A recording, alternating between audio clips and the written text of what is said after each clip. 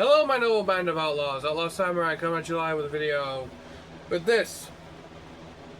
The Nodachi that Tone Deaf graciously gave me.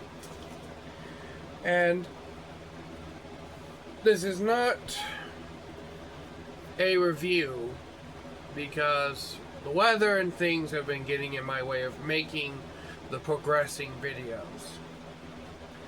This is more like a dismantling.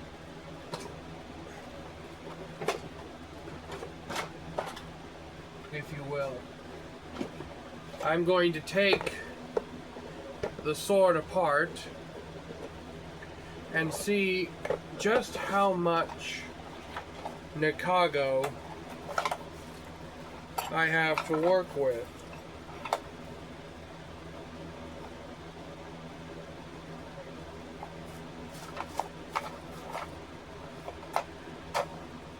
In terms of either lengthening the grip alone or having to shorten the blade to elongate the Nikago. First things first.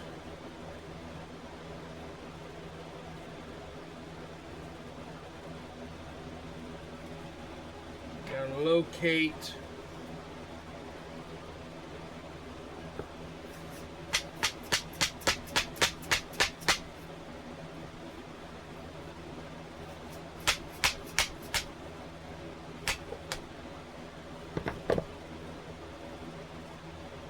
the Mikugi pegs. Ooh, almost dropped that. That would be very bad. Not a good situation. Means a fat man has to bend down and no one wants to hear that struggle.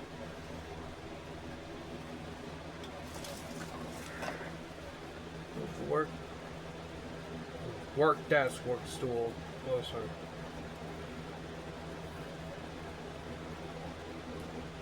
I'm not particularly a fan of having the Mikugi pegs underneath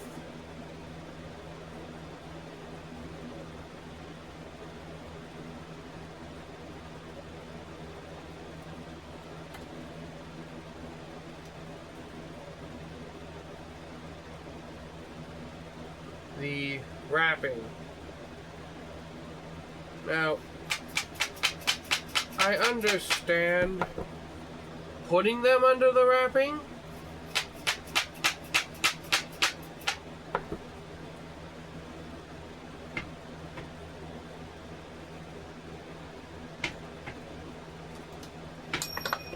damn it. Especially considering the fact that most people will never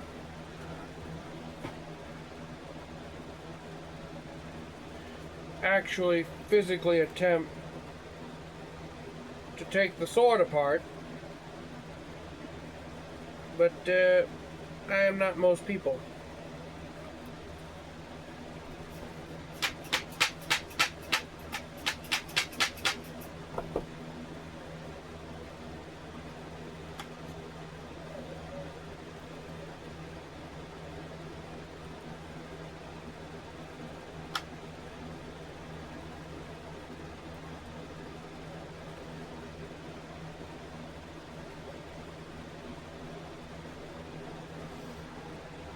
I will say one thing.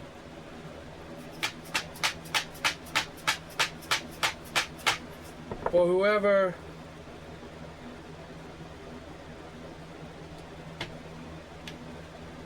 wrapped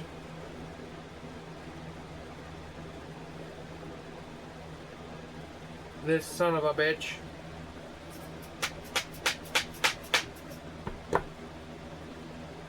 they did a very good job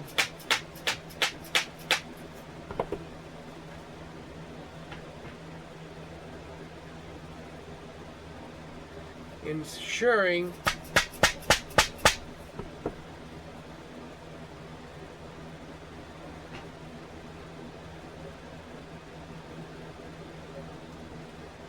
that the wrap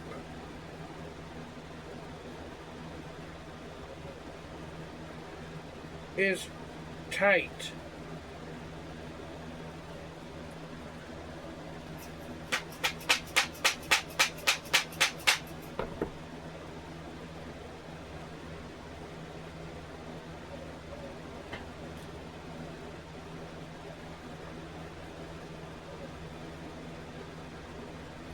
So tight, in fact, that I physically cannot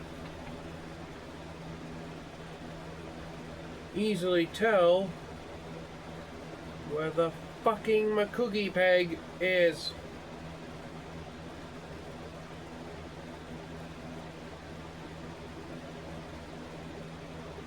And I don't want to unwrap the handle unless I absolutely have to. Though Tone Deaf did tell me to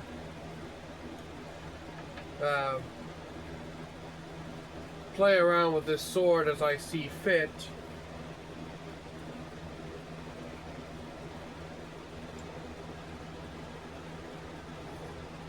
Considering it is mine now.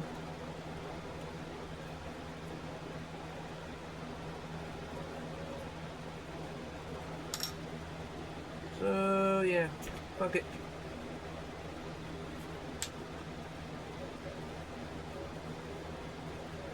I'm taking the damn knots out.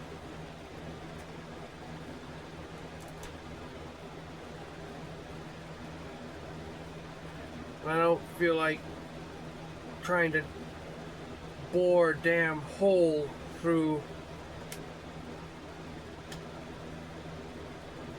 the grip. I will say one thing, whoever did these knots did them extremely well. The entire grip is assembled frustratingly well.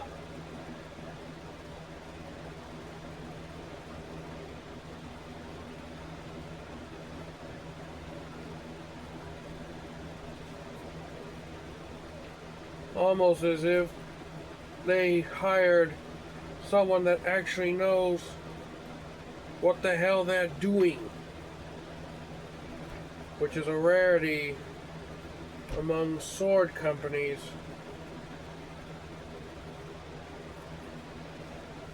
In general.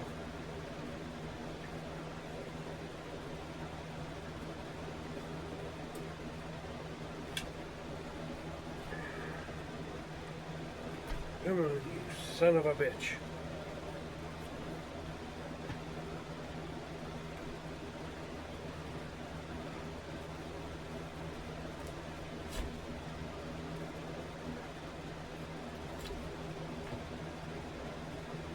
Oh, they glued the Kashira on too.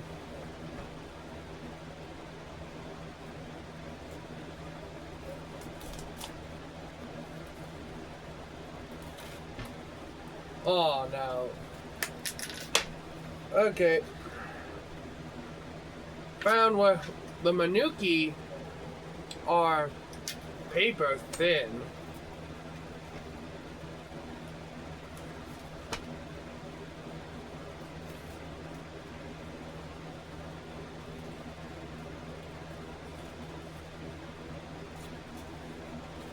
And I found out where they cut some corners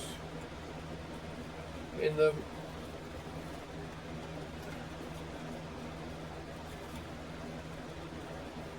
making of this thing, as they didn't even fully paint the Samegawa Ray skin, which is real, by the way.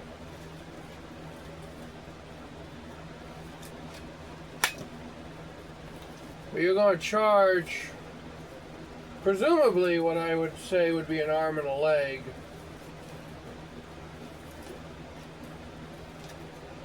And you're not even going to give a full painted panel. of Samagawa.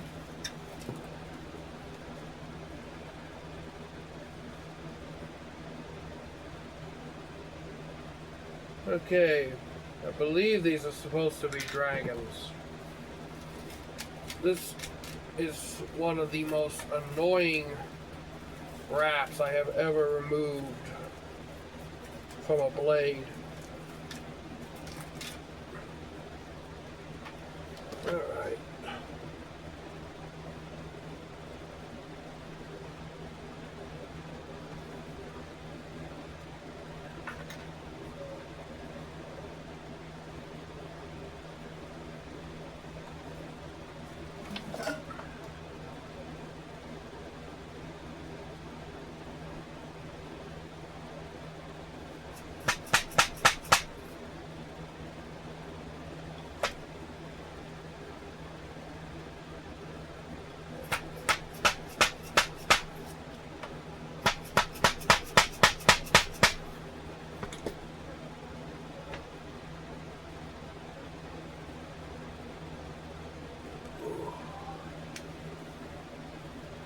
I'll be right back.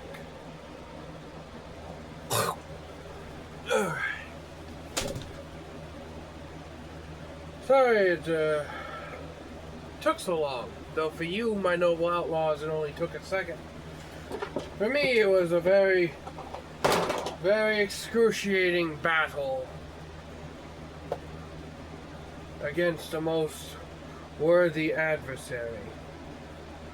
And by that, I mean defeating my bowels. Whew, it was a very long and gruesome fight. I barely survived it.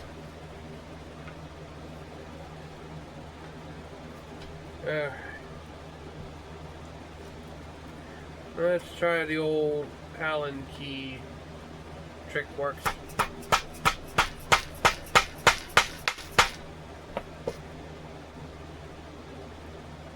Get the next size smaller.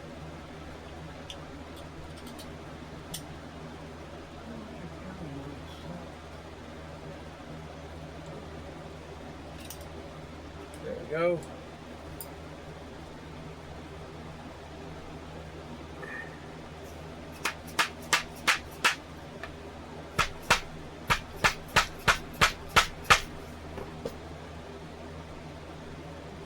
This is a very stubborn Makugi. Try doing it this way.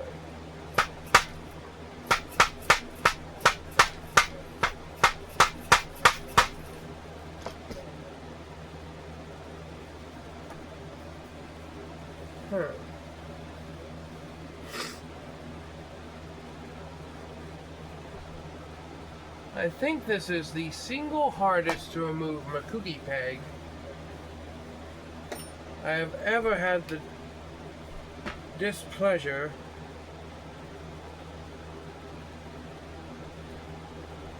of trying to remove.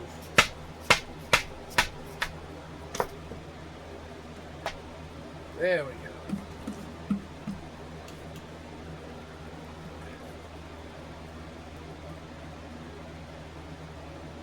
More than likely I have to carve a whole new one. Not a huge deal. Now then, let's see if this will come undone with the whole wrist tappy thing.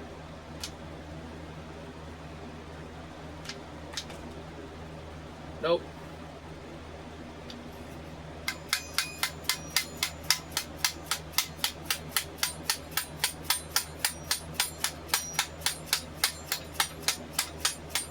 Huh. I marvel at how easily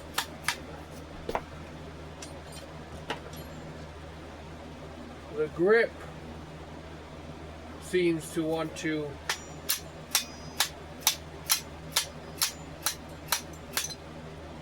comply. Sabaki, go back up.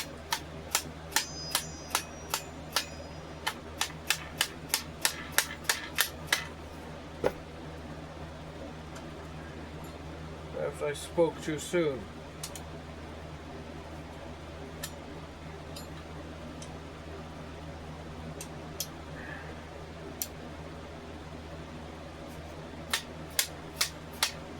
Mass-produced swords always have one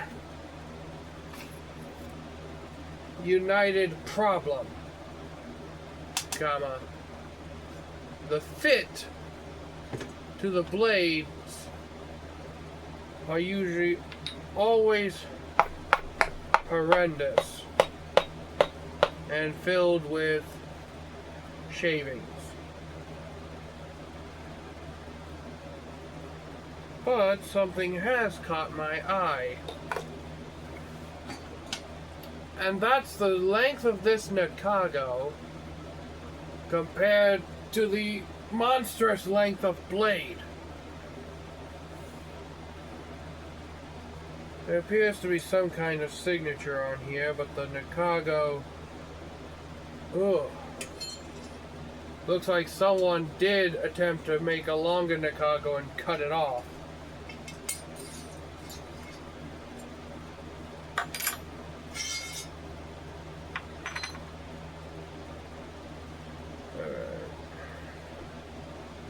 Here's the blade in its bare, naked form. Well, that's lovely. The damn drill knocks. Now,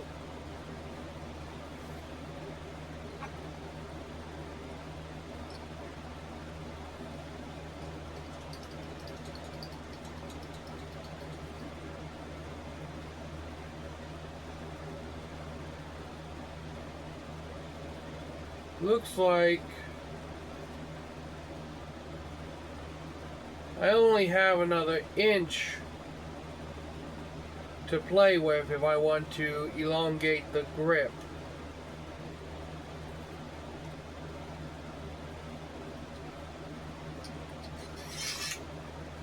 Baki.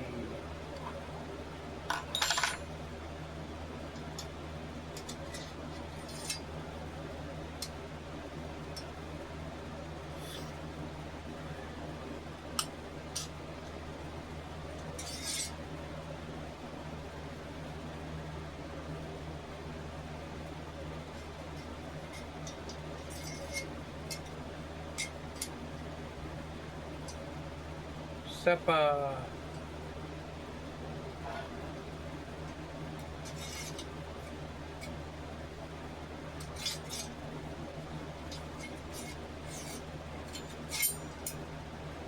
Suba.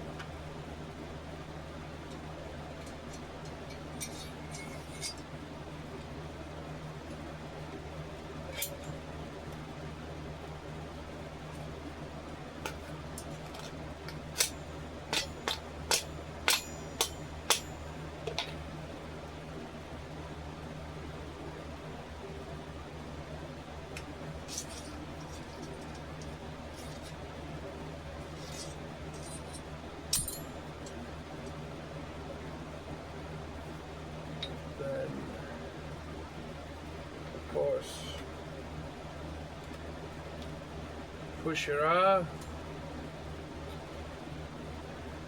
Okay, so that explains why the grip felt so nice. The Nakago did indeed go almost the full length of the grip.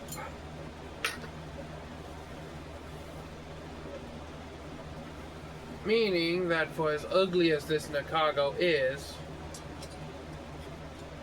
it is sufficiently still long enough for me to do what I want with it. But this Nakago is just wretchedly done. It's so damn rough. The pieces all catch. The grind marks are so evident, it's laughable.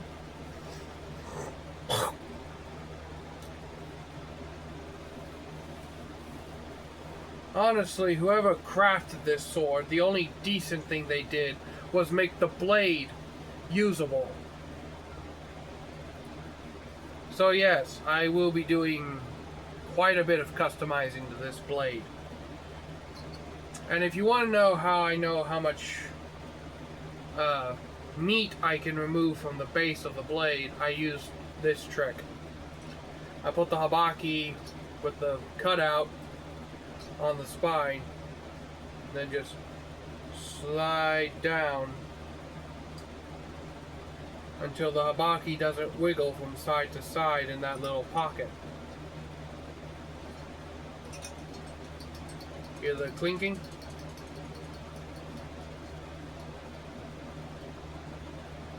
That tells me that I have about 2 inches of blade to play with before I'd have to fill in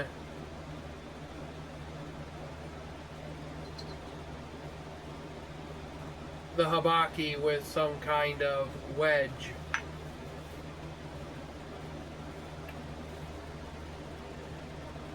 Honestly, I am very much disappointed with this poor ass assembly.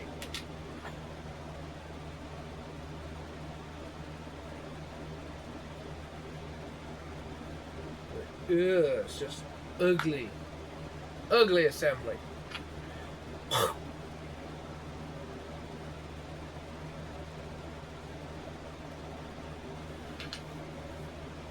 But the blade is functional, at least.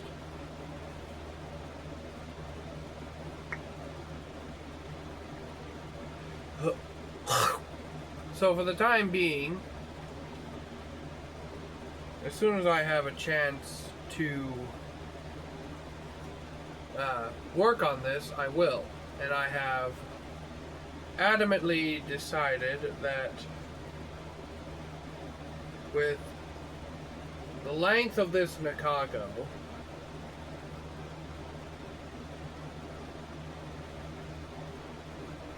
I may end up shortening the blade just about by maybe an inch. If nothing else, then to give this sword the fit up it desires. It demands, basically. I will be recycling some of the parts if I can. Or I just may end up cutting out a whole new Suba and cannibalizing pretty much everything except for the habaki. This is going to be a full straight project blade. But the upgrades won't come until after I have finished with the testing and the review, of which this will be a supplementary video as well. So yeah, this is going to be a whole series. I'm going to title it Tone Deaf Nodachi Upgrade Series. So until next time, I know a band of outlaws, outlaw samurai, tell all y'all be crazy rednecks, be safe, use your weapons. I'm out. Peace.